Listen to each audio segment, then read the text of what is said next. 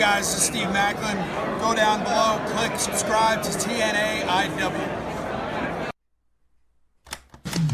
Ladies and gentlemen, you are now listening to the Talking Nonsense About Impact Wrestling podcast. Cross the line in 3, 2, 1. What is going on, our Impact fam? Welcome to the Talking Nonsense About Impact Wrestling podcast, episode 107. We made it. It's a milestone. My name is Jeff, and alongside me, as always, is the Johnny Swinger to my Zeke Dice. It's Max, everybody. What's going on, Max? I think I'll take Swinger. I'm okay with that. I have no issues. You get the sign. That's how giving you your, that's true. It's giving you your props. Now, we know obviously there's a lot going on in the world of wrestling today. So if the chat doesn't blow up rather, we have a lot to talk about. So we're excited to get that going. But as you can see, as we already mentioned, Swing Daddy is the sign of the day. As we said, there will be a new intro and a new sign every episode until Bound for Glory. I'm trying to keep that happening. But I want to shout out to IO. Thank you for securing the video, getting that locked down for us, and getting Steve Macklin to do that intro, man. Critical Sting, what's going on? Regular here. There's wrestling going on. Right, of course. No, just right here on the show. That's the only place that matters. All right, Max, speaking about what matters, here's what the question I got for you. What matters to you? What are we talking about today that's going to excite you? We're going to talk about some Bullet Club. And one of the few times where I root against Bullet Club, so we'll discuss that. We're in the same boat here. And an interesting note about Bullet Club and our very what's that we always say, follow the breadcrumbs when it comes to the ImpactWrestling.com page. So a little tidbit we'll talk about there. That's kind of funny. But yeah, man, it's been a great round here. Our numbers are up. We appreciate you. We appreciate all the thumbs up as well. Highest amount of thumbs up we've had in quite a while. On YouTube, THughes1990, what's going on? Always a fire chat, which is nice. I was kind of nervous with all the stuff going on, but thank you guys for coming aboard here. And our Twitch isn't where it needs to be, Max. I know that's our thing. But hey, man, as long as you guys are enjoying it, even a thumbs down person that's helping the algorithm there, we love you. We thank you. Thank you for tuning into us on Sunday nights. Thank you for tuning in on Tuesdays. GoGoPowerRankings with Datila and Bert. They're killing it there, and their format's going to change a little bit, but still focused around the Power Rankings, so stay tuned with them. And then, of course, our buddies in arm here, episode 37 for Craig and Nixon, killing it on Thursdays, 4 p.m. EST, 9 p.m. BST. So thank you guys. But speaking of GoGoPowerRankings, let's get right into that.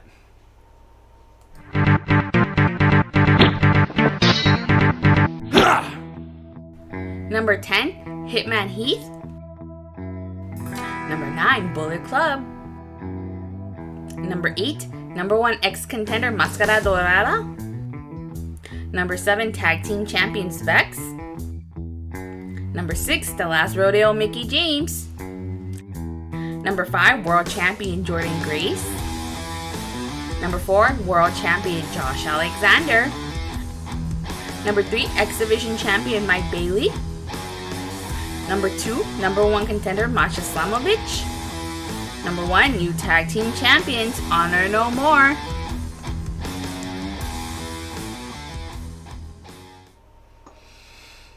All right, thoughts on that? Your first reaction of what's going on there? Little disappointed that our world champion isn't number 1 overall. Easy to read, Max. Easy to read. The Kenny effect of it is what we'll call it. Okay. But I mean, Honor No More had a good week, so I probably would have ranked him 2 behind, Josh, champion, but right. It's whatever. Yeah, man. So I think there's a little debatable there. The first thing I saw was, I was like, damn, Bullet Club still made it.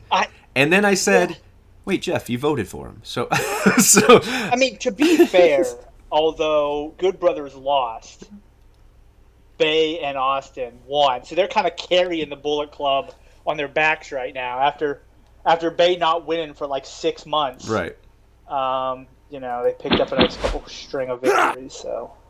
Forgot to hit the thing there. Yeah, so most probably, yeah, I mean, I think it's eye of the beholder, man. I think there's some people on the cusp that I'm upset that didn't make it, Killer Kelly especially.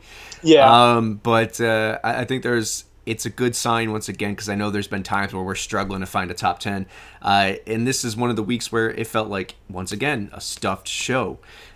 So if you guys want to make a difference, perfect timing there on the Tron, if you're watching this on a visual here, YouTube or Twitch. Go if you want to join the Power Rankings committee and actually make a difference. It's literally just a vote of top 10 after Thursday's show, before Saturday or Sunday noon, excuse me, and that's all it is. And all you have to do is write us at TNAIWChannel, talk to one of us there, or at Burt Macklin 11, and of course watch Power Rankings on Tuesdays. All right, but let's see. We saw the results. Let's see how we got there. Let's get into Impact on Access TV. First up, I'm still going to mention it because it's still a segment, but Iceman intel was that Mickey is here, and who knows what she's going to say. So not much intel, but it happened nonetheless. And then, of course, what you mentioned, Bullet Club defeating JD Griffey and Exodus. Maybe not names per se, but still getting a W to, I guess. Hey, a win. Hey, I mean, if this was AEW, they'd be moving them right up the rankings. Fair enough. But yeah, man, love Ace and Bay together, man. Don't know what's coming because obviously for them they have Aussie Open next coming this Thursday, so kind of a challenge there for them. But hopefully picking up momentum. I don't know. We talked about depth charts last week, where we see them. Could it be X Division? Could it be Tag? We'll see where it plays out. We'll get right into that. Let's actually move on to that. The first thing right off the show was another main event. They always bookend them, main event. And this one was the tag team titles, man. The Kingdom, Honor No More, No Maria, getting the win here over the Good Brothers, and which I thought was a damn good match. Both teams looked great. The match and the setup of the venue, yeah, of course, could we touch up on production? Sure. There's going to be things we talk about throughout this episode that I think we can. But as far as a venue and the crowd that was into it and the setting and the big fight feel, I think this had it. And I was very happy because this is one of the few times in a long time, I think, and I don't want to degrade anyone's title win, but this was like yes, finally, like these guys won the titles. I know that's what you want to talk about, you alluded to, so I'll pass over the torch there. But man, this felt like they wanted to win the titles, and it felt like the Good Brothers didn't want to lose them, and that's a damn good place to be in a title match. No, the match was great. I think I'm most happy about the fact that finally Honor No More comes out winners in something that really, really mattered, because it kind of felt like, I mean, they had taken some wins here and there, but a lot of times, at least the Kingdom, when it came to the Kingdom, I felt like they had lost a lot, and it was like, come on, like, I feel like gold around somebody from Honor No More was really needed, and to hopefully make it so people stop asking, like, where's this group going? What are they doing? Are they going to split up? Like, how long are they going to stay here? Like, they're having this gold, to me, was just kind of a piece that says, okay, cool, we're here. Now, granted, the Briscoes won it and we're gone in 3 days later, right. But who knows? But I feel like this was just something that was really needed. It was a good match, and I'm happy that, although I'm never happy when Bullet Club loses, normally, I was happy for Mike Bennett and Matt Taven. I feel like those guys deserve this, and I'm excited to see where they go and how long they hold the title, and to see who their next challenger is. Yeah, for everything you said, and then more, it's just, for me, it's just, we know, and we'll talk about that, I know obviously we're avoiding some things, because we know that there's some comments that are going to touch on this subject, but I think there's two ways of looking at this. One, I want to give, I'll talk about Matt Taven and Mike Bennett real quick, because it's pretty much the same thing. It's just, obviously there's 8 months, they said it on commentary, 8 months of this build for it. One reason or another not giving it to them, obviously behind the scenes, probably more lack of, hey, are they sticking around, are they not? They're obviously, ROH is starting up, who knows? But as you said, they gave it to the Briscoes, and they ran. I think this is something that, these are two guys that could be, I don't say foundation pieces, but damn big players in this, the rebuild of Impact Wrestling. And it felt big, and it felt like a moment. And on the flip side, I I want to give props to, and I look, the writing's on the wall here for the Good Brothers to leave. They obviously face Motor City Machine Guns coming up. It looks like they're going to do the job there for them. We don't know if it's permanent or whatnot, but it was 2 years of work. And I know people say what they want about them now, but I want you guys to think about this. Is there's very few people in the history of this company that have crossed the line and rode with it. Okay. The Good Brothers are one, and Max said, of course, he knew they were coming, but it was something that was unheard of. Who thought the Good Brothers, released or not, would pick Impact first? Now, obviously, you say, well, that's because AEW. I don't give a shit. The point is they crossed the line and they promoted Impact wherever they were. This wasn't a secondary thing to them. It's not in their bios. They weren't hiding. They wanted to be a part of this, and behind the scenes, they've done a lot too that doesn't get mentioned. I mean, our relationship with New Japan, how smooth that was since, and obviously Scott put in his work there as well, Don Callis as well.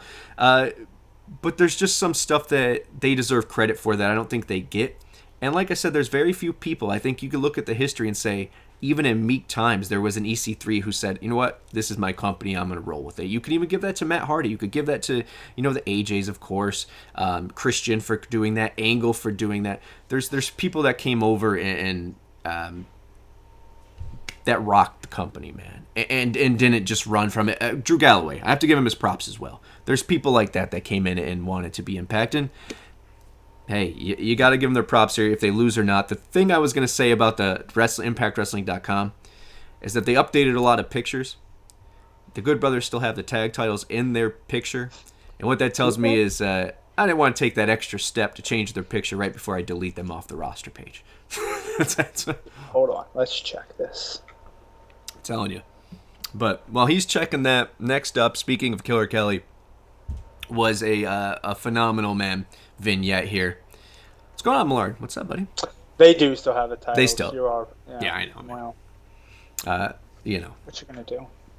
Lashley, that's fair. I give Lashley that too. I wasn't the Johnsons. Oh. They chose Impact. It's not also about choosing necessarily. It's about when the when it's given to you. Do you run with it or do you hide from it? And those guys were all people that said, hey, I'm Impact and I'm making whatever, riding with it. But the Killer Kelly vignette, man, they're doing this girl right. Love where she's headed. Love the character. Where it goes, it looks like it's her and Tasha for a bit. Cool with that. And this is just another. Well, we'll get to the. I know we're going to talk about Lady Frost and stuff as well, and the Knockouts division a little bit in the comments, but yeah, really happy with what they're doing with Killer Kelly here. Next up is Honor No More Celebrating. This one was a process here. We had them just celebrating, hey, we won the tag titles. That's awesome. Then it went to PCO and Vincent because Eddie just has a stick up his butt about PCO still for some reason. Vincent pulls him away, which is interesting because I still feel like there's something to play with Havoc and Su Yung. We keep talking about that. I would love a new church.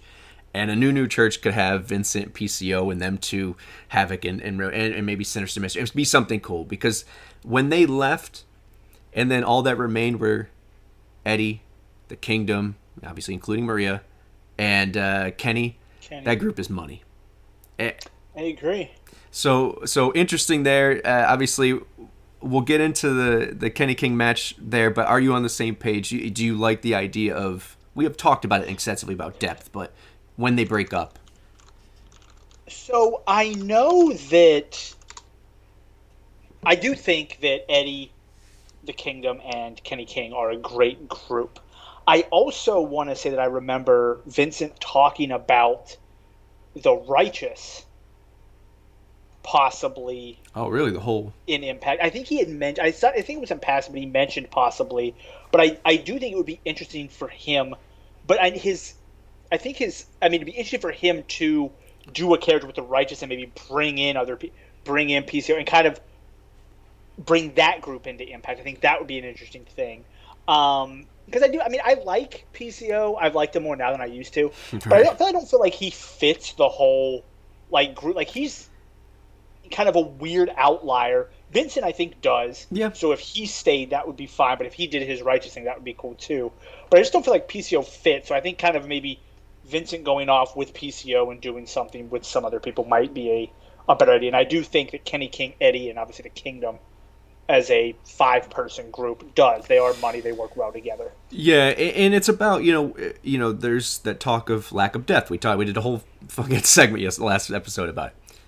And where we think that some of it's just booking and some of it's just time and it'll cure itself, and some that could be work. But with that being said, the breaking up slowly of that, just slowly, you're building new things off of brands you've already created. We'll get to that with VBD as well, but let's continue with the X Division Championship here, because Kenny King defeated Mike Bailey. Was wrong. 3-time X Division champion. I was stoked. I was excited. I didn't think I would be, because once again, these are just like, look, I guess the Kingdom's different than the Good Brothers, because that's more of a, I don't say passing the torch, but definitely the new guys coming in and maybe the veterans exit. Not veterans, but the top dogs exiting.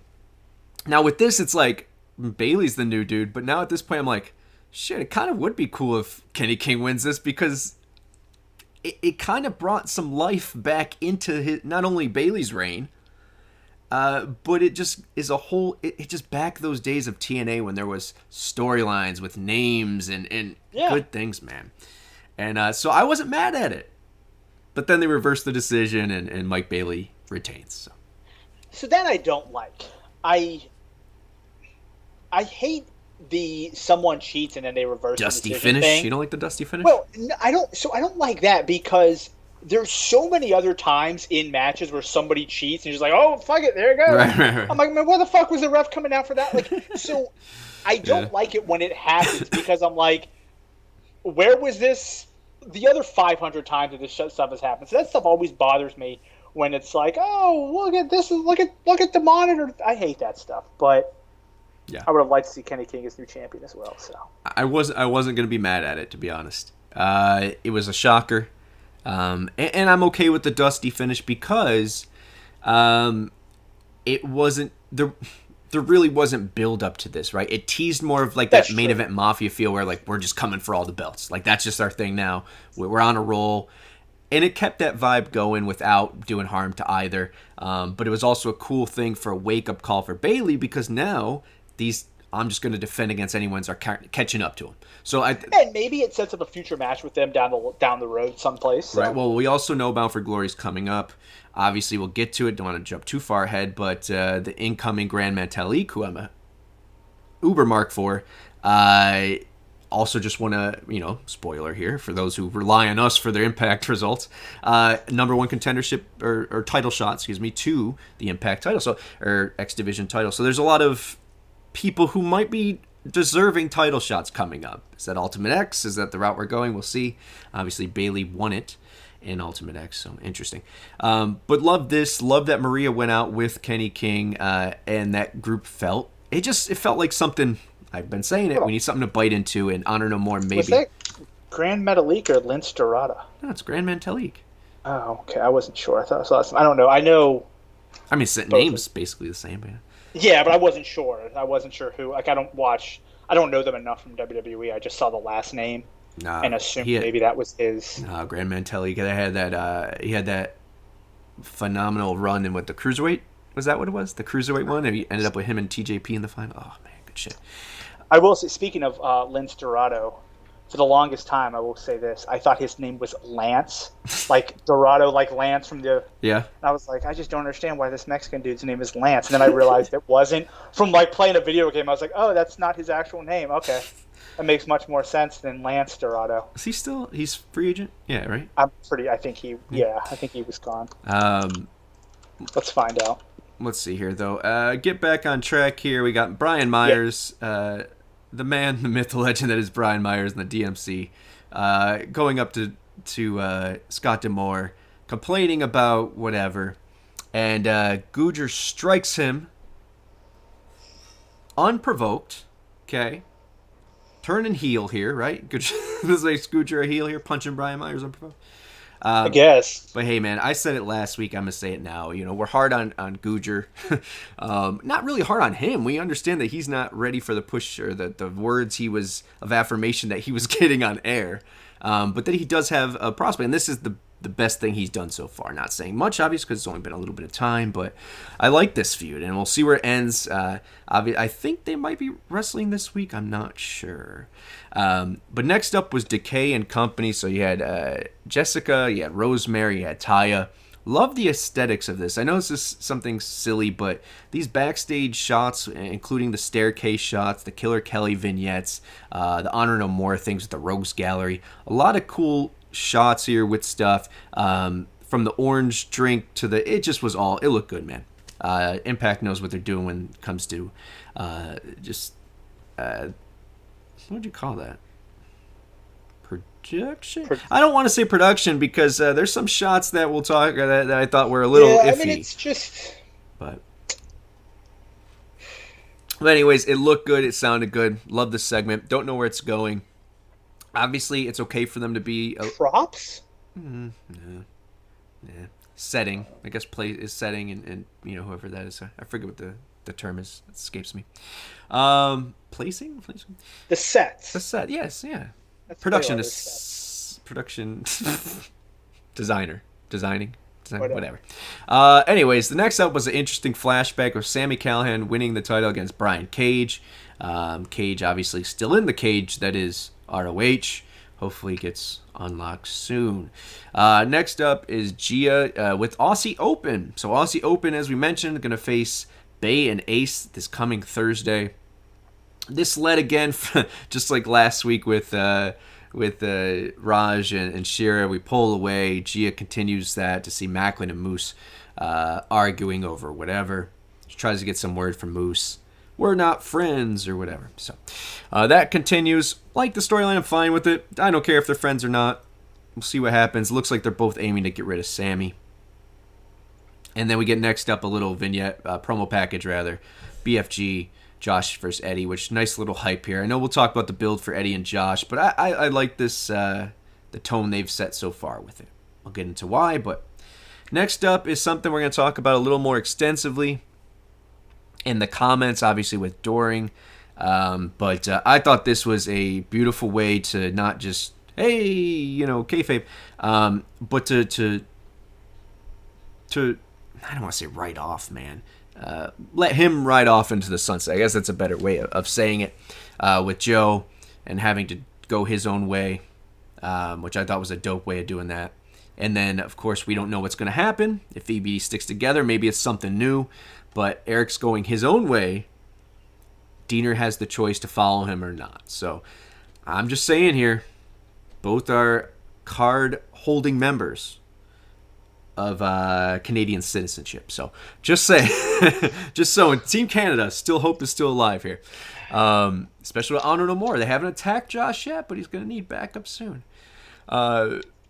But continuing here, let's go next up because this is a big one. This is Mickie James, The Last Rodeo. It was a 10-minute segment, somewhere around there. But honestly, I was not bored for a minute of it. Didn't know where it was going. Thought someone was going to come out, the old traditional, I'm going to interrupt your goodbye thing. But I thought it was nicely done. Thought the crowd was into it. I was definitely into it for one reason or another. Max, your thoughts on this segment and what they're doing right here for Mickie? I mean, a long segment. But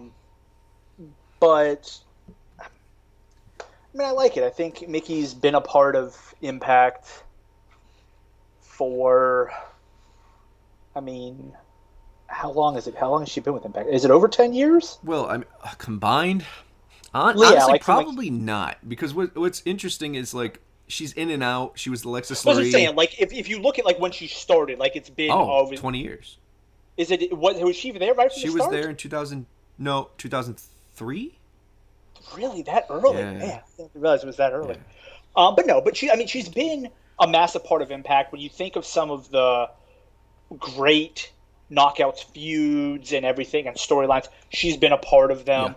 Yeah. And she's someone who I don't think I've ever heard her badmouth Impact. No. She always, is willing to come back and help Impact when in times of need. Yeah. So I think it's interesting. I'm interested to see where everything goes and who, what we get out of it. But we'll see. I think it's an interesting way. I think the term "the last rodeo" is a good, very good name for it. And we'll just see how things go. But I'm excited for it. I'm excited to see where it goes.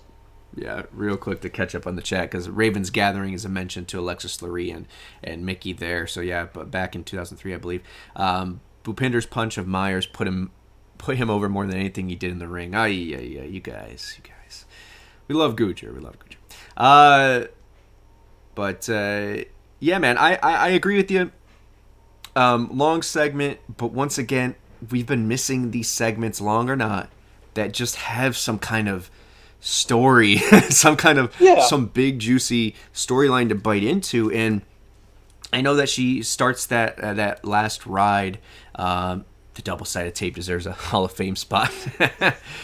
It starts this week. So it looks like she's going to fight local. She's going to start moving up through the rankings. I love it because instead of just saying, hey man, I want one more shot at that title, I deserve it, I'm a veteran, this gives a whole nother thing of not only buys her time, or buys us time of getting to watch her talents on on our TV for a bit longer, if that's where we're headed, but also makes that next championship mean something. You said it. She's been there one facet or another of being doing this is a nice way to once again ride off to the sunset.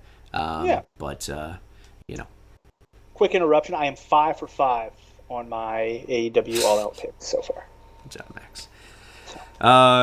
Well, that's the good thing. I don't think this Mickie James thing, no matter what happens, is predictable. So, do you think she actually earns a title shot from it? It's an interesting question. Because that's where you think it's headed, right?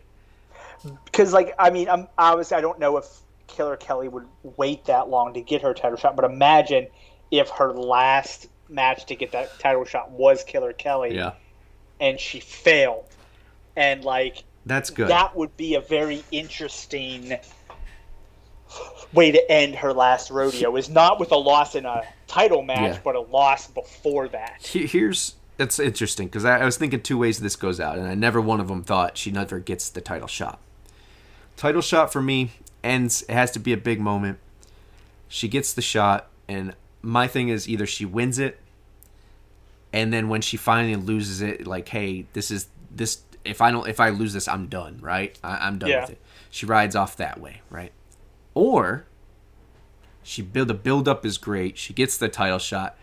Tooth and nail, she beats Jordan, who I hope Jordan is the one she faces, because if it's just a loss and it's Jordan, that cements Jordan's legacy as well. She needs that big victory. Tasha's gotten it. Jordan's beaten some people, but that would be a nice one to retire Mickie James or whatever you want to call it. But if that's not the route it's headed, and Mickie wins it from whoever, and the call your shot person is, say, Killer Kelly, Masha, well, it can't be Masha because she's already at Bound for Glory. Do something. Yeah. If it's good and she cashes it in as Mickey's crying, celebrating, you squash her right there. You end it, and it writes it off in one night either way. I think you could do it. There's many ways they could play this out. And you mentioning that just makes it even more of a So I'm excited to see. And once again, it's something more. It's not just I want a title shot. I'm Mickie James. So that's awesome. I agree with that. Next up is something, obviously, we're going to talk about the build-up for Josh and Eddie. I know that in the Hot Topics. But Gia's here with Josh. Guys, production, I don't know if you're watching. But they might be, because that damn Young Frankenstein, they cut the Gene Wilder out of that shit after I kept talking about copyright. No. But anyways, you got to stop. I know we were at the show when they were filming the VBD segments as we're in, fucking trying to buy some merch. You got to be quiet. You got to tape it not when there's matches going on, because it's hard to focus on what the hell they're saying when there's it's too much. And then you start playing, especially me. I'm like, wait, is there even a match going on? How are they playing? It's too much. But Josh is with Gia here. Just talk about it. Eddie eventually enters the picture and is doing the same thing. Hey, man, not here to fight. Just here to talk. Trying to persuade you. I like this because there's 6 week. Obviously, we said about till Bound for Glory. We don't want the Honor No More beatdown every week, but this just bought us 2 weeks. So now we have enough time where the beatdowns or the dissension, the anger between them, the blood feud can build. I like this, and I like it even more so that Heath, Eddie's making some points. Heath comes and makes some as well, and then Josh exits, making one towards Heath. And what's the setup is Heath versus Eddie this week. So thoughts on how that whole shebang? I will say about the location of the interview. Mm-hmm. As you know, I'm an avid goer of strip clubs, and I recognize that chair because that is a strip club staple. So I don't know where they got this from, but I could almost, if I had to put money, I bet you it's reclaimed because I was like, man, I've seen those before. I know. So I would just make sure, just kind of a quick throw that out there. Do you think when manufacturers make furniture, they say, this is strip club exclusive? Yeah, possibly. I mean, I know when they make certain shoes, they think of strip club exclusives. Well, you would know, right? Like, how much they cost? How much those fuckers cost? You know what? I'm pretty sure the chick with the MBA is going to be wearing some 8-inch thigh-high boots to work. My God. So I'm pretty sure that sometimes you're much like that. We'll see though. But who knows? But no, I thought it was a good segment. I do agree that the filming with things going on in the background kind of depends on how the interview is being done. Yeah. So if it comes on, like if it's like right after a loss, like I'm pretty sure when they did the VBD interview, it was supposed to be taking place right after they lost, correct? The VBD one? Or did they lose? Yeah, did they? No. This is they didn't wrestle. You mean talking about today? No, when we heard the I'm sorry. interview, yeah, they lost. So it was supposed to be taking place like right after that loss, if I remember correctly. They're like, hey, we've got this footage from. So in that case, hearing noises, hearing matches going on, you're like, okay, this is something where we found him in the back and we're showing you this. That I don't mind. Yeah. But when you're doing a full-blown, hey, this is a scheduled sit-down interview with our champion, right? And that's when I'm like, that circumstantial. It does kind of take away from it. It does look a little bit low budget, low rent. Obviously, I know they probably don't want to have Josh show up an hour earlier, right? But they should say, hey, Josh, show up, Eddie, show up, and let's do this here. So I do agree with that. Yeah. But overall, I'm really impressed with Josh as champion. I am too, man. Like, he comes off. Like, he really does. It's weird because so often when faces win championships, we've talked about this, it's the climb to the championship. Right. They win it, and then you're like, right. Whereas with Josh, he had that climb. They took it away from us with Moose. He had it again. But this has been really interesting. It's been really well done. I really like Josh, the way he's coming off. And I really like Eddie. I will say I'm looking at – I always have up the Impact website so I can follow on where you are. Yeah. But in the picture where it's clipped, I know it's an Honor No More shirt, but it looks like he's wearing a tie. It just looks funny in the video. Just made me think of it. Like, it looked like he's coming up like in like a vest and a tie. I'm like, that looks – Who, Eddie? But yeah. He's going to be the Antichrist of professional wrestling? I don't know. But I think this is really well done. And I like the way it's going, and I do agree that they needed to do something so that we didn't get the same thing over and over again. And they've done that. Let's give us some time. Let's take a break from it, and it gives you a continuation of not like, oh my gosh, I've seen this thing for 8 weeks. Yeah. Like, let's get to this match. Yeah. And I think, as well, when it comes to, I don't know who's winning. I hope it's Josh. Just because I want Josh, who is I would say, I think it's fair to say, a homegrown talent. Yeah. To lose to a homegrown talent, because then you're creating two homegrown main eventers to carry this now. If Kenny King would have actually officially won the X Division title, then I would say, man, I hope Eddie wins it, and then they kick Vincent and PCO out, and then all of Honor No More has titles. Oh yeah.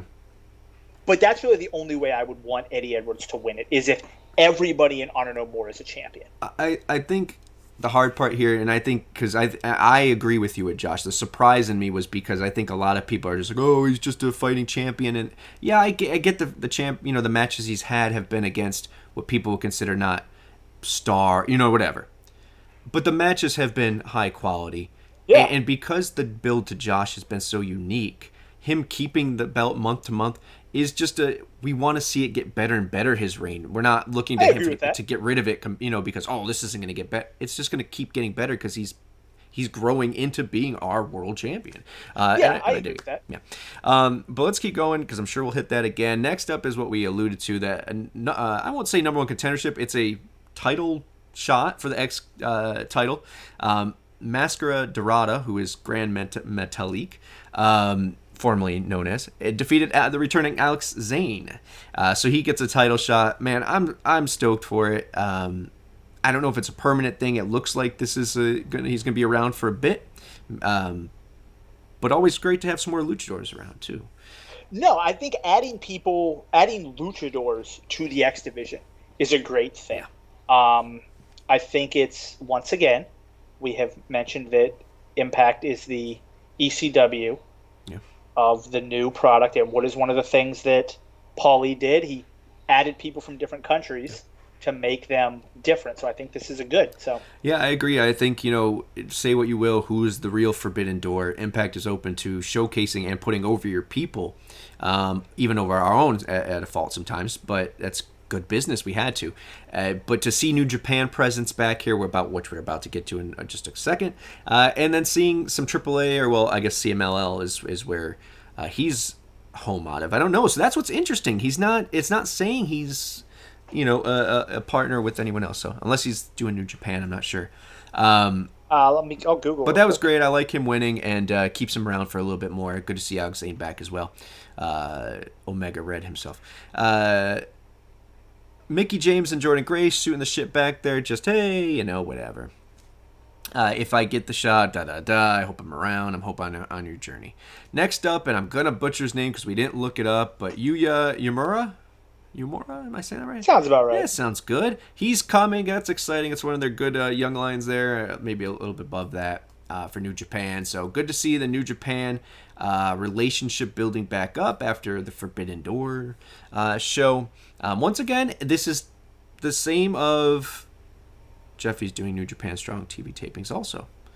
Cool. I'm looking on Wikipedia and it doesn't mention anything. It just it seems to be he's part of maybe a New Japan thing, but also free agency, which is awesome because these are the kind of people we want to bring on. Once again, Bandito, love for him to stick around, but obviously AAA is his most important thing.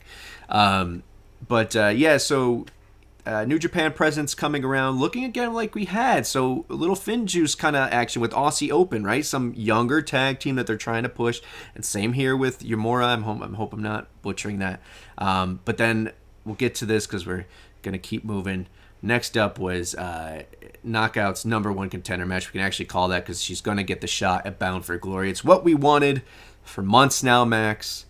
And I hope the same result that we want happens, but it's going to be Masha versus Jordan because Masha defeats Deonna here. What a main event, man. Not only the match alone, but everything that came with it. And the same goes for that bookend with OGK defeating Good Brothers. Big fight feel. Love that they mentioned that's the most Penzer said in introduction in a very long time because I think that's part of it. Penzer needs a whole written thing, man, because when you introduce people like that, it feels like a bigger thing. They did it in the beginning, you did it here. I know it's silly, but it's the little big things. And this felt like a big time thing. The crowd treated it like that. The women in the match delivered like it was. What a damn good outing here.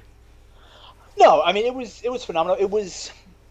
Deonna is absolutely amazing. Yeah.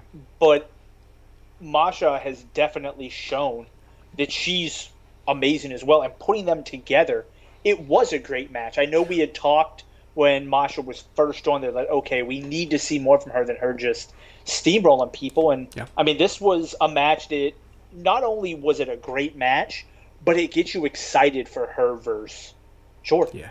And that's what this type of match needs to do. It's not only does Masha come out looking like a star, it says, okay, now I'm really excited for her next match too. Yeah. And I think it did that. I'm really excited to see where they go with her because she's still undefeated. And sometimes when undefeated people lose, they lose a lot of that fire behind them. Crimson is a perfect example. Yes. I know you hated him. Well, here's what I'll say. But they were they were building him up, and he lost, and he just... Well, the thing is, there's difference here. And you say this about belts. We both say it about belts. Sometimes it goes for belts as well. Sometimes people need the streak, and sometimes the streak is just part of them, right? Yeah. And Crimson is one of those people that, hey, what can we do with this guy? Let's make him undefeated. That wasn't the case here. This was a brilliant. This has been a brilliant build for what she can do because we've been getting glimpses against local talents, then we get glimpses against former Knockouts champions, now and in between, and now we're getting. And I said this last week. If you haven't seen her before, look her up, and if you haven't, just maybe, or excuse me, and if you haven't looked it up yet, maybe not. Maybe just be surprised because she's going to deliver. What she has been showcased as an Impact is nothing compared to what she can do or has done outside of Impact. And that's not Impact, keeping her down. That's them letting a little bit out slowly. Beautiful. Yeah. And this was the culmination of that. Another thing this makes me happy about is that I talked about before is this now allows Deonna to just solely focus on the tag division. Which I really like, and I like that we do. We have tag team champions who are now hopefully just going to be a tag team and say, you know what, let's go dominate. I thought it was a good episode. I thought the main events opening both were great. Little disappointed Kenny King got robbed, but we'll get to that real quick. So it did end with Jordan and that big moment, her giving her package as well, saying, hey, you're next on my list. I think Jordan should win here because I think the once unleashed from the undefeated streak, not bound by that anymore, Masha could go even crazier. And I still think, I don't know if VBD's the route. I joked about Team Canada because I always will. But if Masha runs with Eric Young and they form a new VBD, man. That would be cool. Money. So yeah, you were getting to it. Your grade for the show, Max. Mine was an A. You can't have a match. I give it an A as well. That match at the beginning, the match at the end alone gives it an A, man. And let's see what you guys thought. At the match at the beginning, we're talking about Ace and Bay, right? Of course, yes. Okay, cool. That's all of them, Max. But it looks like you guys agree. A 61%, and this was our highest amount of votes in a very long time, so that's awesome. Small D got 0%. You guys are learning. Appreciate it. C 5%, sure, whatever. B 34% as well. So people still being realistic here as far as not buying into the hype. Maybe got to remember some of these people are giving Impact a try for the first time or recent and are less biased, but I don't think we're biased. I think we're fair, unbiased, transparent, and honest. But 61% of you agree with us. So. All right. Gary says Tony's bots did not show up this time, Max. I know. Tony's dealing with some other stuff. He's trying to figure out how to sell a main event where the last time they wrestled was over in 3 minutes and 9 seconds. We'll still get 150,000 buys and 100 million in profits. All right. Next up, you know what time it is, guys. Game time? It's game time. It is your hot topics. Literally your hot topics. You guys deliver. You give us the hot topics. We talk about them. Anything you tag us in, we'll try to fit it in. And some that you don't tag us in. But here's first up. Speaking of Gary, shout out to Gary. A for me as well. What a show. Great main event. They delivered the goods tonight, even Masha and Deonna, and loved ending with Jordan giving Masha a death warrant of her own, followed by the big stare down at the end. Yeah, this, once again, we have two main events, and to be honest, even though I think the booking of the Eddie and Josh thing will pick up, you could put the knockouts in the at the end of the show, and I would not be mad. No, I think it shows how important the knockouts are to Impact by the fact that they made this their main event, and it delivered. All right. This one is not really a comment, but it's something on a hint. Well, Millard's who's actually in the chat there. So this is just, Scott talking about Joe Doering here, man. So the one thing I want to say here is, there's two sides of this, right? We analyze stuff. We talk about our feelings about the show. I told you, that maybe I don't want him winning the world title.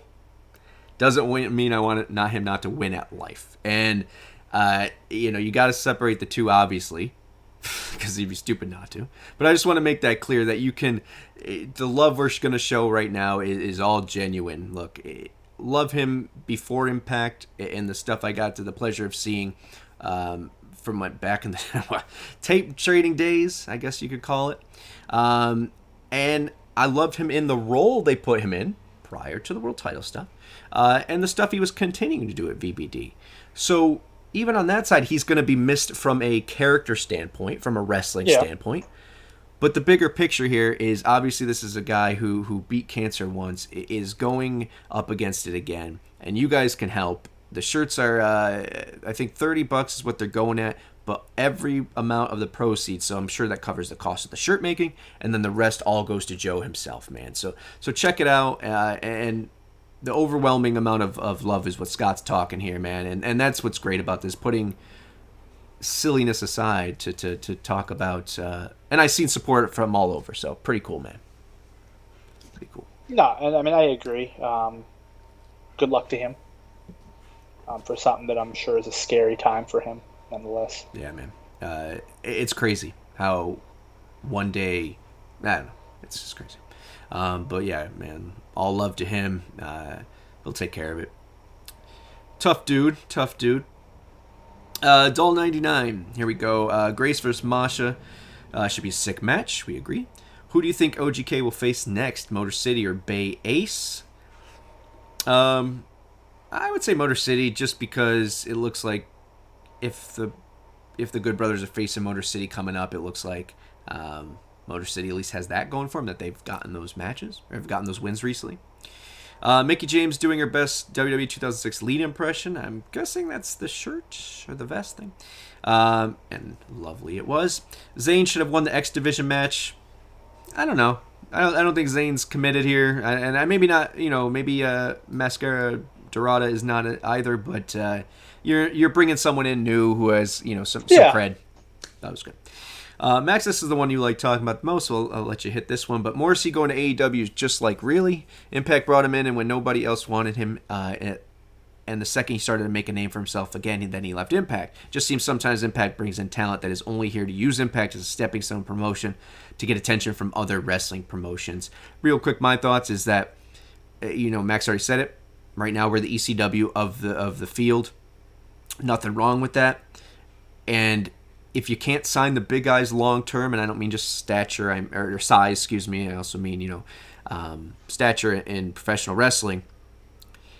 It's also good to show that you can take people who have been cast aside for one reason or another and hang your hat on the fact of rehabilitating them in one facet or another. And the way he came in is not the person he went out. And I think that catches the eyes of a lot of people that may be in that situation next time. And right now, I don't think it's a bad place to be. No, I agree. We are with ECW. There's nothing wrong with bringing people in, having them do a short run. If they leave, they leave. As long as they don't leave on a bad note. Right. If they aren't happy in AEW, which some people seem like they aren't, if they go to WWE and they're not happy there, which I'm sure some people won't be, they can always come back to Impact. So I don't think it's a bad thing unless you figure out 5 to 10 guys that you, or women, guys or girls that you want to build your company around, and you make sure they stay. And then if other people rotate in or out, who cares? It's fine. Yeah, and that's the thing with the depth as well, especially with bringing New Japan and AAA and whoever else. AEW, it looks like we're going to get at least one exchange out of the deal. You're filling the gaps with that. Keeps it fresh, whatever. Do I prefer to have a roster of We Are Impact people? Of course. But as time grows, maybe we do have the 5, like Max said. Maybe that 5 becomes 7 in a year because profits are good. Maybe 7 becomes 9 because you can expand it. People like Morrissey, man, he's a talent, and we're not in the position right now to keep talent who's on a Phoenix Rise that's going to want to be performing in front of the biggest eyes possible. There will be a time when we can lock those people down. Right now, it just happens it isn't. But for now, it's street cred, for lack of better terms. Same here, running it back, but with Impact only getting around 500 fans at the Texas show, obviously New York is different, but still they probably have to bring in AEW talents for BFG to make up for the lack of star power. I'd rather Impact not have to work with AEW mostly because of the AEW fans' attitude towards Impact. That's fair. And also how Tony books his wrestlers when they face Impact wrestlers. Once again, I think it's a one-off. I don't think it's... I don't think it's... We have to stress about how they're going to use our talents. They'll probably lose tonight. Move on. But as far as the 500 fans, real quick though, the Texas fans were louder than a lot of ones when we had bigger crowds. I love the setup. I love the Texas shows so far that I've seen. And New York, we just checked it off air, is doing well as well. So yeah, are they big crowds? No, but they're building those markets. Sometimes, once again, it's just like adding staple pieces to the show. Maybe it's 500 now. Maybe it's 550 next time. They're putting their work in these markets. I say be patient, but I know a lot of people aren't. Yeah, and I mean, I agree. In terms of how Tony books them, he's going to book his guys to come out on top, just like he does with New Japan talent. But I mean, although we give the nod to New Japan talent at times, there's also times where we make sure our talent comes out ahead as well. So you're not going to bring somebody on the show and then have them, like, demolish you're not going to have guys. Motor City Machine Gun. What? Demolish all your guys. Yeah, you're not going to have Motor City Machine Guns take a win off of the now 7-month #1 ranked tag team FTR. Like, it's just not going to happen. Like, yeah. So this is wrestling. This isn't real. But this isn't boxing or MMA, where I know Tony likes to say wins and losses matter. But in some cases, some of the best matches people have are matches they lost in. Yeah. And you're like, man, that was a great match because of 2 guys, not like it doesn't matter. It's a dance. So, yeah. It's a dance. And it matters how you get him from that loss on. And I think that's where I don't trust him. But if they're only there for one shot and they come back, who cares? Anyways, let's keep moving here. I see a lot of happy from Morrissey's, which is awesome. Shout out to you guys, man, because that's all what this is love, man. This guy came in, busted his ass. Once again, changed the perception of him. Looks good, and he's in the prime of his career. So make that money, people, and people like that remember what Impact did for him. Anyways, next up, this is just a shout out to Javon here, man. Always tags us, always gives us some love. Appreciate that to Javon there, fellow Hiveling. 6-0 in my all-out predictions. Very nice. Since I'm assuming nobody listening cares, spoiler alert, Kenny Omega and the Young Bucks are now trios champions. Riveted. I'm not sure who didn't see that coming, but not you. Pretty sure Stevie Wonder saw that coming. All right. Millard's in there, says, has Impact wrestler ever lost a match or won a match against anyone from AEW, whether it's been an Impact, AEW, or on the Indies? Yeah. Yes. Good Brothers beat Private Party in a 3-way. Private Party didn't take a pin. But, And Christian. Josh beat Christian for the world title. Kazarian lost. I think Kazarian is lost. There's few, but I get what you're saying. Did he say he said not on the Indies? Or the Indies. Oh, or the Indies. I mean, I'm pretty sure Deanna destroyed what's her face, Mercedes Martinez before Thunder Rosa. I think on the Indies when Deanna was champion. Yeah, no, she beat her for the knockout. I think she defended her knockout champion against her. Deanna beat Thunder Rosa. I don't know if she was technically AEW at that time. Thunder Rosa was. Mercedes was not. Yeah. Mercedes was not. Okay. Next up, Best Side 92. But yeah, the people do. It just, once again, for me, it's not about counting wins and losses. It's about what did we get out of it. Yeah. Right. So, no, it's not. But see, that's the narrative of they need to win. I don't need to win. They're in a better position, and they are giving it. It's a favor. I don't care how we look at it or chop it up. Eddie and Josh, to me, I don't know, man. It's not a dick measuring Like contest. New Japan, so Will Ospreay, New Japan sent Will Ospreay and Aussie Open Out of 100. over to AEW, and they lost to Kenny and the Bucks. But I guarantee you, if AEW sends people to New Japan, they're taking the L's. Yeah. Like, And they took something with us. I get what you're saying, but I don't give it doesn't bother me. Lance Archer took L's in the G1. Yeah. I mean, Jay White's still the world champion, pinned Adam Cole. Like, Yeah. So it's just companies are going to take care of their people. You're not going to have somebody from another company come in and run through. Hulk Hogan lost in New Japan. Yeah, Like, but he was never losing in WWE, or WWF. My thing is this, that wins and losses, honestly, in this day and age, really don't matter. Unfortunately, they don't. Because they're on the indies so much, winning and losing matches that people don't even know in the major. It's how they are on your show. That's all it is. Yeah. That matters. The booking there, because that's who's watching. If you're treating us like a sports team and them like a sports team, and that's craziness. But anyways, Eddie and Josh interactions have been flat, to say the least. Hopefully they can make this somewhat more interesting. I don't know. I like it. We already said that. As far as Lady Frost, I think Impact just needs to release her and sign other women who want to be there. Let's hit that first, because I think it's a point. For me, obviously, the two sides, she put out hers. Impact leaked theirs. They add. So I didn't see what Impact said. What was their version? I didn't see that. Oh, I mean, there's too much to go into. But basically, you can kind of see the writing there, which is this: is they signed her. They had ideas for what we originally thought, and I don't know if we speculate this on air or not, but basically they signed her. She wanted to do a routine procedure after they had her set up for stories. It kind of it put a damper in the relationship there. She wanted to get out of her contract. I'm sure they're sick of getting walked on. They actually have someone to a contract finally, and are being whatever about it.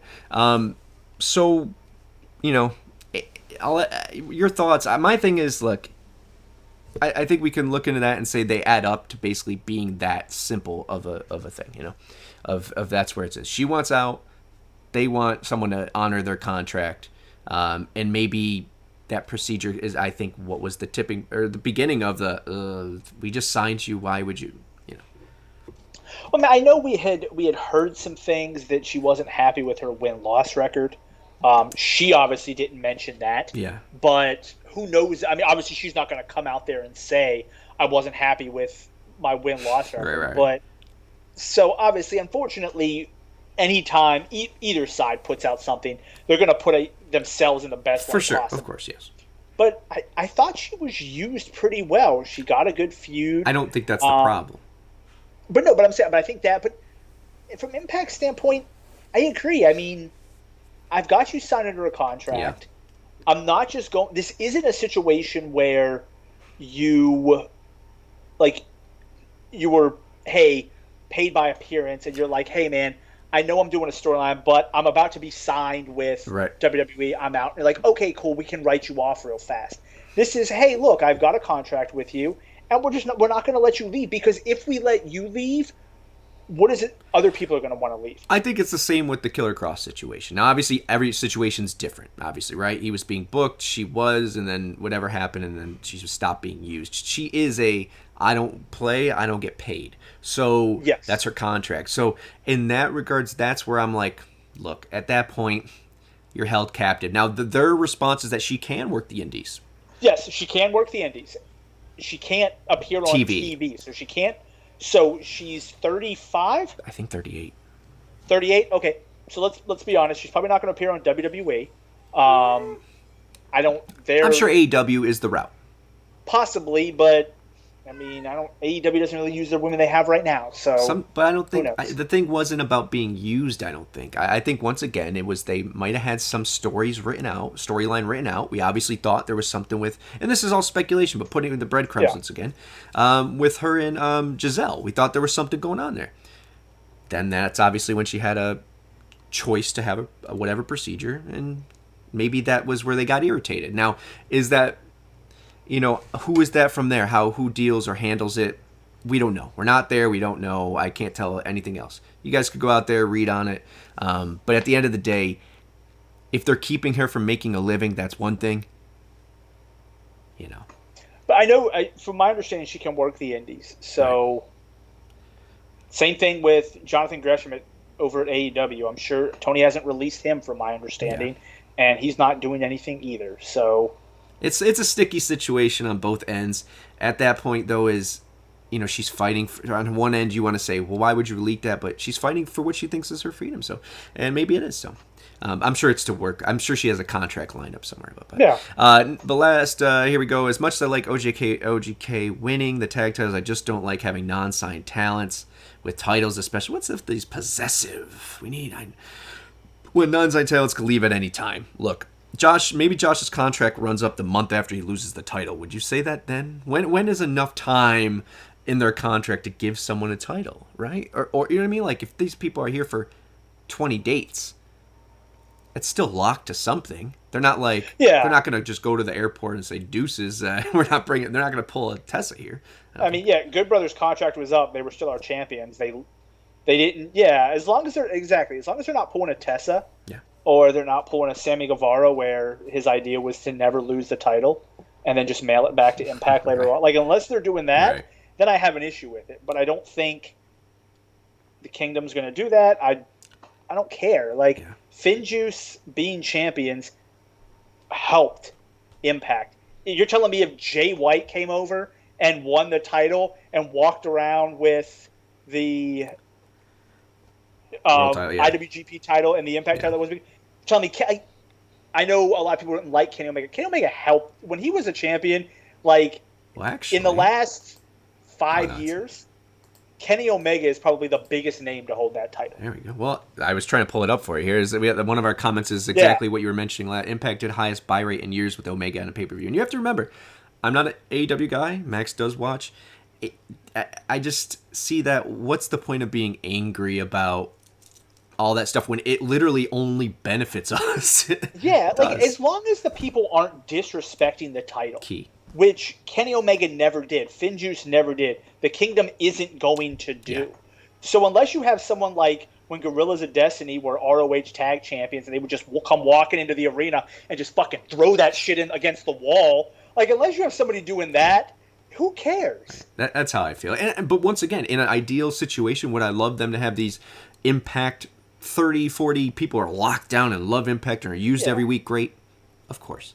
That's not where we're at. And if we didn't focus on when they leave or when their contract runs up, hey, you don't know everyone's contract. There's only so many that are out there, really. You don't know if maybe Jordan is. Well, I think Jordan was mentioned, but you know what I mean. Like, I just think there's a lot. Bailey, we know his. I don't know. I'm just saying there's a lot of people. Watch the show, enjoy it, and don't worry about when these guys aren't going to be on your TV. There you go. Enjoy that they are, right? Yeah. We try to break the titles. Yeah. All right, let's keep going here. Number 7, our buddy Chris Letta here.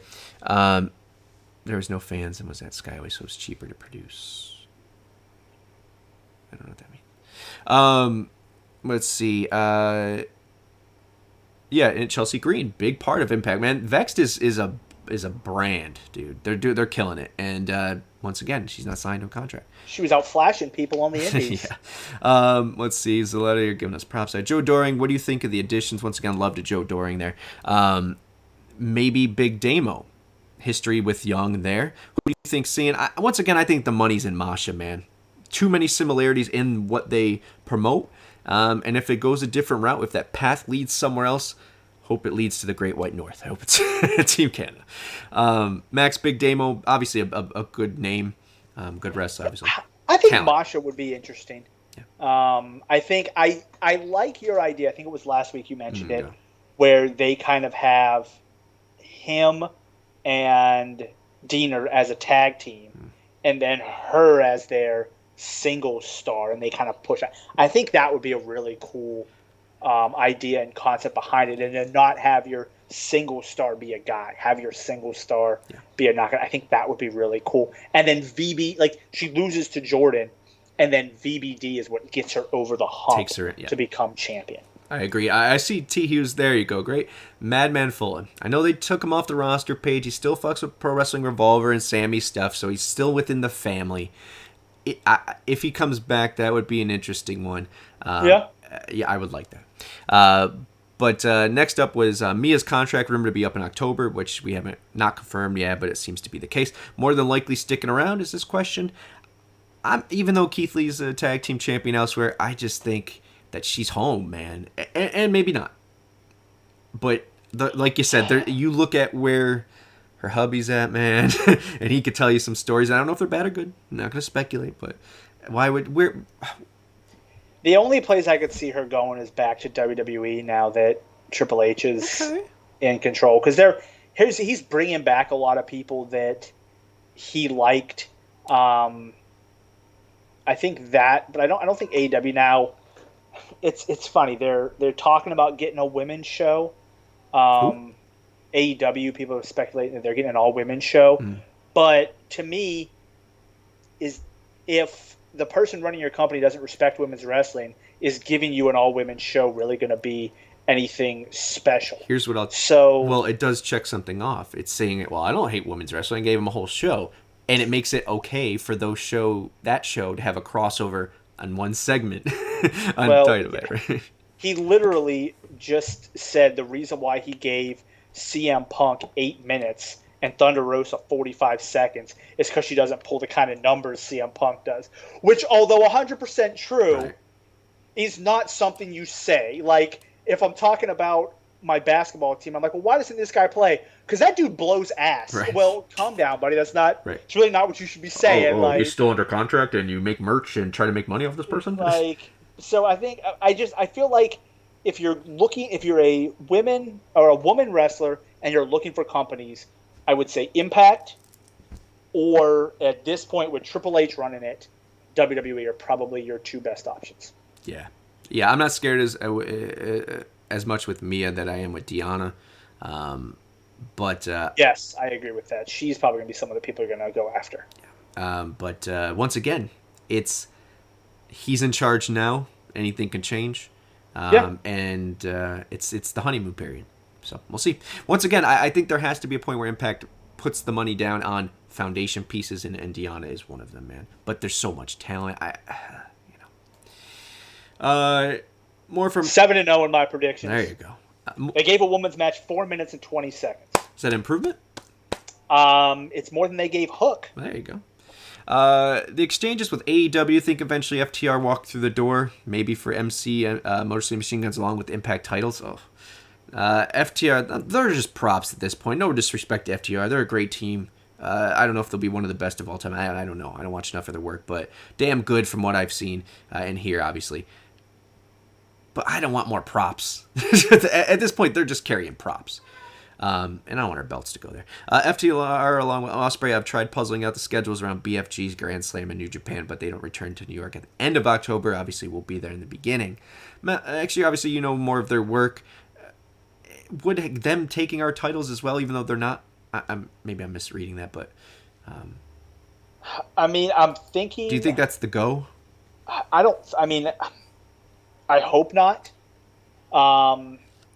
Because I know it's all they have tons of titles. They have the ROH titles, IWGP titles, AAA titles. Adding the Impact titles would be cool, but I don't know. I think they're more than props. I think they're a big deal in AEW. The problem is that they've run into is they've made these guys number one contenders. No, not the guys. The 15 titles. Oh, the 15 titles. No, but it's showing they are an amazing tag team. I'd like to see them in Impact.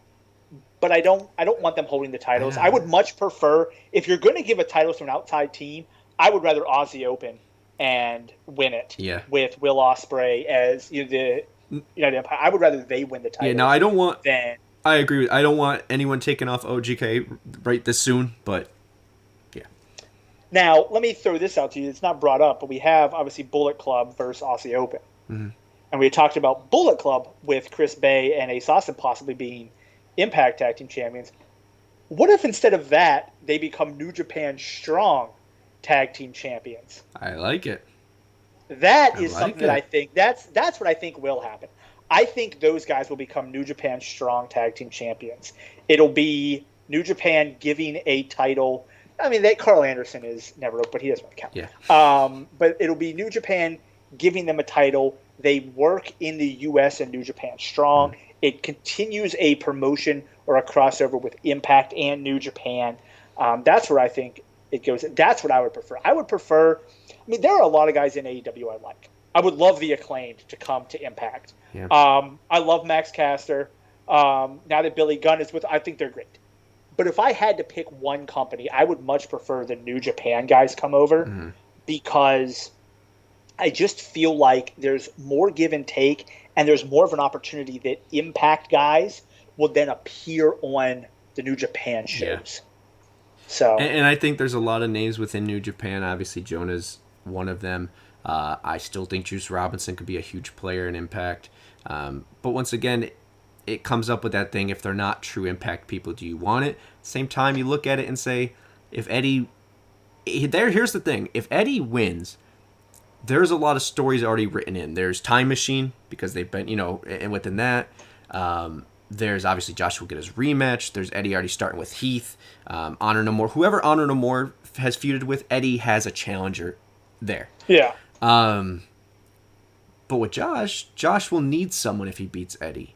Who is that person that comes out at Bound for, if that's the case? You know what I mean? Like, I want to look for that person because I always think that's exciting. Obviously, it was Jay White not too long ago. I think Ospreay would be cool. And Ospreay, and he is someone who's similar to... He has a feud with Kenny Omega going back and forth, and he is the Rev Pro. I think he's still the Rev Pro champion, although he doesn't carry the New Japan US Championship because Juice has it. But he is a multi-champion, so adding that, he can kind of duplicate that Kenny Omega I carry around 3 belts things, which could eventually lead to him and Kenny down the line for something more, which I think will happen. So I think that's kind of another way. So, and Tony did announce that Forbidden Door 2 is going to happen next year. So I'm interested to see, is it still a New Japan AEW thing, or does it become a new, because it's not, obviously, if they're planning it now, it's not a, hey, we got 1 month to push this thing, let's do this right. It's, is it going to be a New Japan, AEW, and potentially an Impact thing? I hope so. I think that would be really cool, but we'll see what happens. Yeah, it really depends. The one benefit, the one gleaming hope, I guess, of something like that happen is the Impact logo has been seen on AEW. So there's a little bit. That's a little bit better than what it was. Maybe, and I wonder, and I just once again speculation of breadcrumbs. But if that's the case, maybe New Japan wasn't as happy as Tony was about Forbidden Door for one reason or another. Maybe they were like, "Hey, we trust you with our shit here, man, and this isn't really the best laid out, thought out pay-per-view. Success, sure. Quality, don't know. Didn't watch it. I'm sure it was good. I loved it. I enjoyed it. But I think there could have been better stories told, better lead up, more importance to it. And Impact is one that New Japan has trusted. So maybe they're bringing them along for the ride. I hope so, but let's see. We already touched on Aussie Open. I think it's a Finjuice type thing. I think they're in and out. Maybe get a, who knows. I like Max's idea. Ospreay as well. Maybe Jeff Cobb, you say. He mentions the Jarrett and Thompson thing, which we touched on last week. Last thing he says, Jeff, I do see your point as this being a one-off, but Max, I do like your thoughts on not using talents that's not being used between the two companies. But let's take one episode at a time, essentially. So I agree with that. Patience is key. We got some good shit in here. Josh versus Jay White, Josh versus Ospreay, Josh versus Masha. Yeah, that'd be interesting, man. Knockouts first. I don't want Josh versus Masha. Hey, happened on the Indies a week ago. Some good shit, man. Some good shit. But there comes a point where do we dive back into that? Maybe it's just a one-off, but I just don't see a benefit. Because it just, even if it's a hard-fought victory, Masha's not the biggest person. Now, question. Yeah. Because the belt's obviously not painted red, when Tessa had it, was it still painted blue, or did they change it to red by the time she had, like, when they had officially stripped her? So Sammy had the blue. Who was after Tessa? Eddie? Was it Eddie, or was it I think she had it red. She had it red? Okay. And then Eddie was the first one to actually hold it for a period in red. Maybe, I don't know. Because what I'm thinking is, if we're talking about somebody coming back, a guy versus, like a knockout versus men's, her coming back with her title, even though I think they eventually got back, but her coming back with it, like if it was painted blue, like, or just her in general coming back with her title, to me would be an interesting storyline. Here's my thing: is storyline. Yeah, that'd be interesting, right? I never lost it. For me, I hope they never mention she's world champion ever again. And I was a person who was for it when it happened because we needed something, and that was the evolution of at that point what was hot in wrestling. Now that we've got it back to Tessa not maybe deserving if she comes back a world championship, maybe that's where we keep her. I don't know. Eddie Edwards won it. The red one? It doesn't say that. It just says it was Tessa, Eddie, Eric, and then Rich is the one who we got one more first had it. Thing real quick. Sorry, I just wanted to say, guys, you've been lighting up the chat. Gary, Critical Sting, T. Hughes, 90, Thunderstorm, Lightning and Thunderstorm in England. He's still here. Millard killing it, of course, in there, guys. Thank you. Obviously, you keep this going. And on the episodes when I'm alone, even more so. So thank you guys. Comments as well. It takes a lot to put your comments in there or in here, so we appreciate you guys and respect that. But we got one more here. This is another person, Shadow Ranger, who puts in his BFG predictions or books it based on what we have. It was our challenge to you guys was book it with what's on the roster page. And he's got Josh and Eddie, Jordan Masha, obviously. Then he's got Team Heath versus Honor No More, Lethal Lockdown. Honor No More, Vincent, PCO, and OGK. So no tag title defense. Team Heath, Rhino, Trey, and Swan. Okay. Four-way for future tag title shots. So a lot of multi-mans here. Motor City versus Ace of Bay versus Decay versus VBD. Okay. For a future shot. Once again, making belts and title shots relevant. Ladder match for future KO title shot. Steels, Kelly, Mia, and Taya. Tag team titles, Vex versus Mickey James and Giselle. X Division titles, Speedball versus Kushida. Call your gauntlet, whoever is in that match. And then pre-so DMC match, Myers versus Lish. That's where you lose me, my friend. I don't know, man. I think that'd be phenomenal. I know you're about that, but I think that'd be hilarious. As long as Myers still holding it. Myers wrestle her. And then Gujar comes out and spears him, and Lish gets the pin. Like, yeah, man. I don't know how I feel about a lot of multi-mans, just because I really like and now we have two of them in the main events here, double co-main events. We have two one-on-one feuds, right, that are going to build up to there. So I guess we get our two there, but I love when there's just some variety amongst the show. There's going to be some kind of gimmick match. It's Ultimate X, something of that nature. Obviously, the Gauntlet's going to... Or not the Gauntlet. Is Call Your Shot? Yeah, it's a Gauntlet. Will still be there, which I always love. Interesting that they keep showing clips about previous Gauntlets with Kylie Ray debuting and different things. So maybe there's some cool people that will show there. Or maybe not. But is there anything that's glaring that seems to be... And obviously, this is a spoiler-free show. That seems to be the direction of another match that we're going to get. Can you predict anything?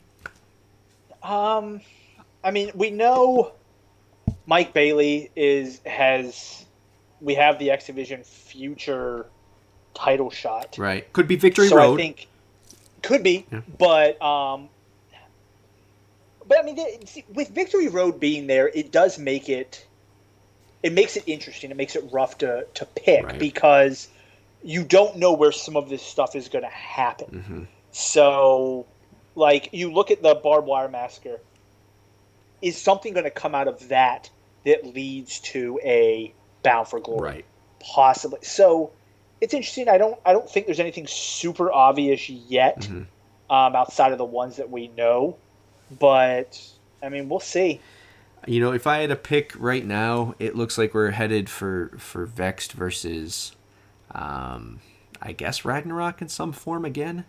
I hope not. I want it to be somebody else. I want something different. There's where I would like a showcase of tag teams. So that's where I wouldn't mind an eliminator to show Vexed how good they are if they could take on any challengers. And maybe you introduce someone there. Maybe you once again push Tasha and Savannah into that spot. You bring, like we said, Suet. I would love something there. As far as the OGK, Motor City makes sense, but we got. Yeah. I don't know where this AEW trade-off's coming. So is Time Machine already going to be locked into something else? What is VBD doing? I think that division could use a feud. And OGK versus Motor City isn't a bad place to start. I agree. Especially with Honor No More having some people that could help them out. So there's not 3-on-2 or 3-on-2 with Maria. You can have some, Kenny King in there. You could have some interesting matchups. But and then once again, the X Division title, I think that's going to be a multi-man. I think there's too many little things. Now, once again, Victory Road, Mascara Dorada? Yeah, Grand Metalik. Yeah. He has a shot. Could be Victory Road. Could be one of the many entrants in Ultimate X. What do you guys want to see? Do you want to see Bailey defending catch up to him? Or do you want to see, and we could play that off in a multi-man match? Or do you want to see him have a one-on-one banger like he had with Trey not too long ago? What about everybody else? Grand Metalik and Mike Bailey at Victory Road with Kenny King interfering to stop the match, and then we get a triple threat at Bound for Glory. Not Ultimate X, okay, but a triple threat match between those three. It's been a while since we had a triple threat match for the X Division title, I feel like where you have 3 viable options. I mean, that's something. I think there's so many names that, possibility there. I see some things with the DMC title. I would like to see Sammy win the DMC title. Perfect for him. The internet stuff. Yeah, that makes a lot of sense. I obviously there's a match. I know, no spoilers, but it looks like they're going to have a match between Myers and Gujar, and that seems to be happening at the tapings. I don't know the results, but I hope Myers and that lineage is intact. I understand what they're doing with Gujar, but who is... And I also think that's interesting is Cardona's going to come back at some point. Correct. It'd be kind of cool if you had Myers still carrying gold as well. So I hope Myers retains. I love Myers, to be honest. And I think there's some viable options like Sammy, Swan, Macklin that he can make this title back up there. Yeah, I would. I actually would prefer Myers and Macklin to be a tag team, or not Macklin. Cardona.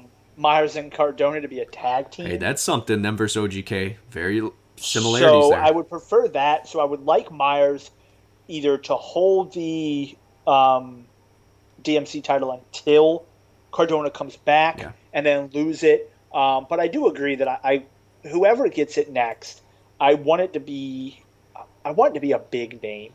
I really do. I want it to be.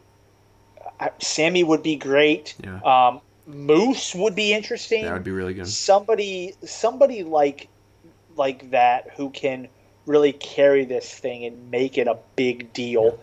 Even if it's not somebody in Impact, even if you give it to somebody in New Japan, but someone who can travel and really make this thing a big deal, so that it kind of elevates back to where we were hoping it would. Because the thing I liked about Cardona holding it is Cardona talked about how he's a champion in 27 different promotions. Even though like some of those promotions are like backyard homegrown wrestling, right. It still felt like he was like, look how great I am. I hold all these titles. And that's kind of like, you know what? That's a good, I liked that. So we'll see. Yeah, we'll see. But who knows? Yeah, that's the thing. Who knows? We don't even know if Myers is literally still holding it. But we'll see that soon. I mean, I'm looking. So I will say, I don't know. The 4 champions that we have right now, Jordan Grace, Matt Cardona, Rich Swann, and Brian Myers. That's not a bad 4. No. It's just where it goes from here. Yeah. And once again, they've been teasing us with Gujar. We don't know if he's ever going to hold it. Maybe he does. And could they rectify it from there? Yeah, it depends on what he does with it. But he's too green for that belt to mean what we want it to mean. To us, we would like Intercontinental. To us, we want US. Maybe it's a, hey Gujar, here's a title, sink or swim, man. Let's see what you can do. I don't think. And maybe he surprises us with it. But the problem is, in order for that to happen, it has to be Goozer's a champion.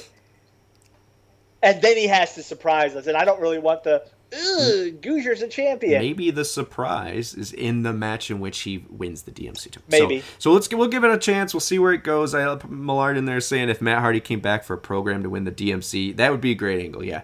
That would be funny. I would love for Matt to just have one more run in Impact as Broken Matt. He doesn't need to wrestle a fucking match. Yeah, I would love for that. But then all his matches are those cinematic Hardy compound matches. Oh, fair. Where you have to fight his gardener and the little whatever Vanguard. V1. V1, is that what it was? That? By the way, Wrestling.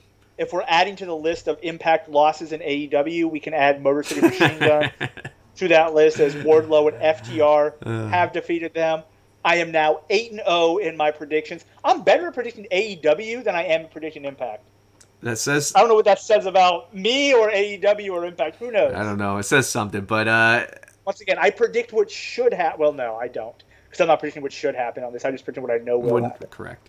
Yeah, I actually have to check up on Skype to see if that's what you sent me, but I believe you. Guys, as Pro Wrestling, go out there. Looks like Lethal took the pin. Yeah, even better, sure. Maybe it's Lethal that's coming back. Look for Lethal versus Bailey. That's the route I'm going to go. But does that mean Lethal takes 2 pins? I don't know. Anyways, thanks for rocking with us, guys. Episode 107. We'll be on 108 next week. We'll see you there. New sign, new intro. Who could it be? Who? But thanks for supporting us, guys. Keep doing so this Tuesday for GoGo Power Rankings with Datila and Burt. This Thursday with Craig and Nixon with Talking Bloody Nonsense. Keep the comments coming and keep the love. Keep the name of Impact out there. It's just about time. And I didn't mention this earlier, but I know Max alluded to there's some not so happy people maybe in other companies. These are the time where Impact shines. The things where you think they're down and out, where, there's no depth. There will eventually be people who see what Impact has done for the names that have come in there as reclamation projects, as even just newcomers, or as just trying to refresh themselves. So let's keep our eyes open. There's always a possibility that it's just about timing for Impact. But I think Bound for Glory and the road to that is really heating up. Excited about it, Max. What do you want to say to end this off on? If I'm putting together my Dream Bound for Glory card, I think we've got to go with OGK versus the Johnsons. Oh my. Bring back a TNA original and really start their reign off right. You know what I'm saying? Yeah, I agree. But you know what the key would to me? I would let that slide, Max, just so you could get the pop, but also because one day they'll unmask, and it's not obviously the Shane twins who were the Johnsons. It's going to be somebody, you know? That exactly. Yeah. AJ Styles and Christopher Daniels and Kazarian are the Johnsons. Hey, I dig it. Bad influence. Well, what about Curry Man and Suicide? Even better. But who is Suicide then? And who is Curry Man? After all these years, we'll find out. All right, guys. Thanks for rocking with us. We love you. We appreciate you. Obviously support Impact, support everything else. I know I'm stalling. Oh, that's what I want to do. I do want to mention, if you're not an avid watcher of us or therefore Impact Wrestling, this is a show. It looks packed, man. Chelsea versus Taya, Eddie versus Heath, Aussie Open versus Bullet Club, Yuya Yamura, I'm pronouncing that wrong, but he debuts. Mickey James has her first match on the last rodeo, and Myers versus Scooter. She loses the first match. Bye, everybody. No, that would be something. But thank you guys for rocking with us, Millard. Appreciate that. We want to do this without you. We appreciate you. And thank you once again to Io, obviously, and Steve Macklin for the intro. Gail Kim, Rich Swan, Steve Macklin, thank you all. We love you. See you next time, guys. Later, guys.